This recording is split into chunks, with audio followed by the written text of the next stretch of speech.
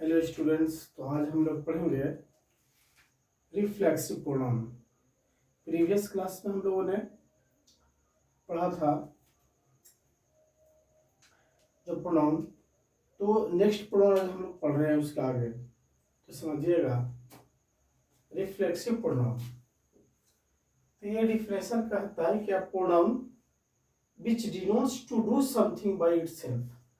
कहने का अर्थ है कि प्रोनाउन वैसा प्रोनाउन जो क्या कहता है, डिनोट्स करता है डू समथिंग बाय इटसेल्फ, मतलब खुद से करने की बात करता है। It's called reflexive pronoun. तो ऐसे सेंटेंस को हम लोग रिफ्लेक्सिव प्रोनाउन कहते हैं। जैसे मैं एग्जांपल ले लिया हूं, आई प्ले माई सेल्फ, मैं खुद खेलता हूं, मैं खुद खेलता हूं। तो यहाँ पे जो माई सेल्फ है ये आपका रिफ्लेक्सिव प्रोनाउन हो गया। जैसे है, नेक्स्ट है सी कुक्स फूड हरसेल्फ, वह स्वयं या खुद खाना पकाती है। तो ये जो हो गया हरसेल्फ, जो हो गया आपका रिफ्लेक्सिव प्रोनाउन हो गया। तो रिफ्लेक्सिव प्रोनाउन हम लोग अकॉर्डिंग टू द सब्जेक्ट लेते हैं। जैसे मैं कुछ लिख रखा हूं, जैसे माई सेल्फ, अगर जो सेंटेंस में आई एज ए सब्जेक्ट है तो वहां पे myself as a reflexive pronoun होगा। अगर जो वी एज ए सब्जेक्ट है तो वहां पर जो रिफ्लेक्सिव प्रोनाउन होगा आपका, दैट इज आवर सेल्व्स। अगर यू है तो वहां पे हम लोग योर सेल्फ लेंगे। ही है तो हिमसेल्फ लेंगे। अगर सब्जेक्ट सी है तो रिफ्लेक्सिव प्रोनाउन हर सेल्फ लेंगे। अगर जो दे है तो हम लोग देम सेल्फ्स लेंगे। ईट है तो इट सेल्फ लेंगे, और वन है तो वन सेल्फ लेंगे। तो ये डिपेंड करता है सब्जेक्ट पे। जिस हिसाब से सब्जेक्ट है उसी हिसाब से हम लोग रिफ्लेक्सिव प्रोनाउन का यूटिलाइज करेंगे। नेक्स्ट जो है कुछ रूल्स है।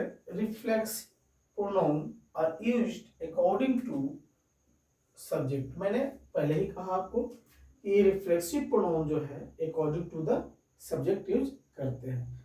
जो सब्जेक्ट रहेगा उसी के हिसाब से, और मैंने यहाँ पे लिख दिया है।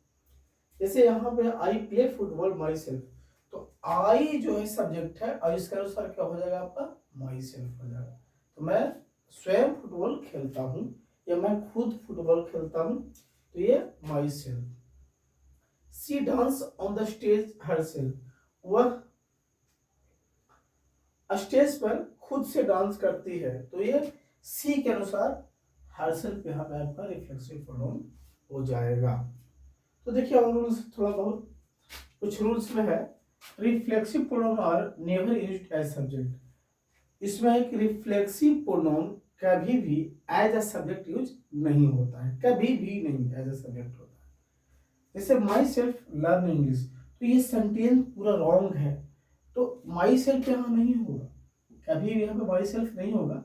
यहाँ पे माई सेल्फ के बदले में क्या होगा, आई होगा। क्या होगा, आई होगा। अब यहाँ पे माई सेल्फ नहीं है, यहाँ पे क्या होना चाहिए, आई। क्या होना चाहिए, आई। तो आई लर्न इंग्लिश, मैं इंग्लिश पढ़ता हूँ, तो ये माई सेल्फ लर्न इंग्लिश, ये सेंटेंस गलत हो जाएगा। तो क्या होगा, आई लर्न इंग्लिश। जैसे you are himself go to market, you are sorry you and, यहाँ पे हम लोग बल्कि यू एंड लिखेंगे, यू एंड। तो यू के बाद यहाँ पे हिमसेल्फ लिखा हुआ है, तो हिमसेल्फ ये कभी भी नहीं हो सकता है, क्योंकि ये एज ए सब्जेक्ट वर्क कर रहा है। तो यू एंड, और यहाँ पर जब भी आएगा तो सब्जेक्टिव फॉर्म आएगा, तो हिम नहीं आकर के यहाँ क्या आना चाहिए, ही हो जाएगा। तो you and he go to market, है ना, तुम और वह स्कूल जाते हैं। तो ये आपको याद रखना हो कि कभी भी सब्जेक्ट का स्थान पे ये हमें रिफ्लेक्सिव प्रोनाउन को यूटिलाइज नहीं करना है। नेक्स्ट है, if the sentence start with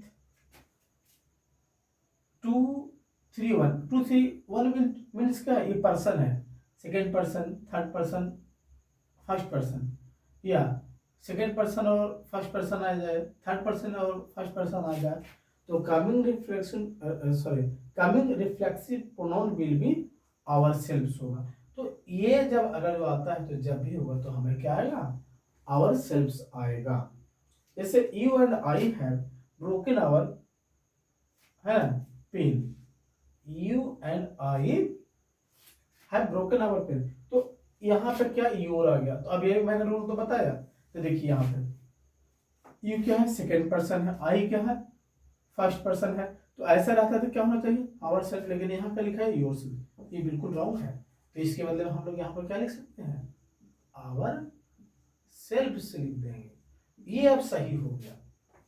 ध्यान रखना है, जानबूझ कर यहाँ गलती लिखा गया है ताकि आपको सही इसको करके बताया जाए। जैसे ही एंड आई, तो he third person, that is the third person, और आई क्या हो गया, फर्स्ट पर्सन हो गया आपका। और वॉशिंग आवर ड्रेसेस हिमसेल्फ, तो him according to subject himself तो ये नहीं होगा। अब मैंने कहा यहाँ पर क्या थ्री और फर्स्ट है, मतलब थर्ड पर्सन और फर्स्ट पर्सन है, तो इसके अनुसार क्या हमेशा बताया गया है आवर सेल्फ। तो यहाँ पे ये नहीं हो, हिमसेल्फ नहीं होकर के क्या होगा, आवर सेल्फ शुरू होगा, आवर सेल्फ्स, ये बिल्कुल सही है।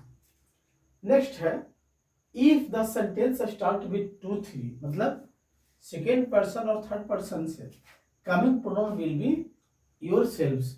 तो जब भी कमिंग प्रोनाउन जो होगा योर सेल्फ्स होता है। जैसे you and she are playing tennis yourselves, तो ये बिल्कुल सही लिखा हुआ, तो हम ऐसे इसी को यूटिलाइज करेंगे। नेक्स्ट है योर सेल्फ्स या योर सेल्फ या yourselves is used as reflexive pronoun in the imperative sentence. जब भी इंपरेटिव सेंटेंस आएगा तो उसमें हम लोग या तो योर सेल्फ या योर सेल्फ्स का यूटिलाइज करेंगे।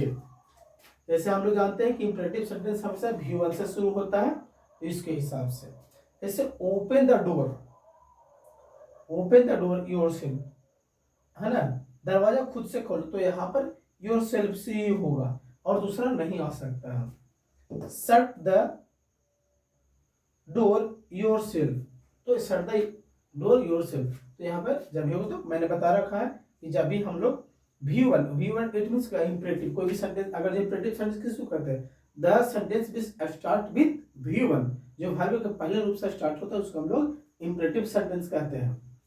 तो इसमें शट द डोर हो गया तो योर सेल्फ से ही लगेगा। तो और भी इसके रूल से बचे हुए हम लोग अगले क्लास में इसको रिफ्लेक्सिव प्रोनाउन के जितने भी रूल्स है उसको क्लियर कर लेंगे। तो आज के लिए इतना ही, दैट्स ऑल।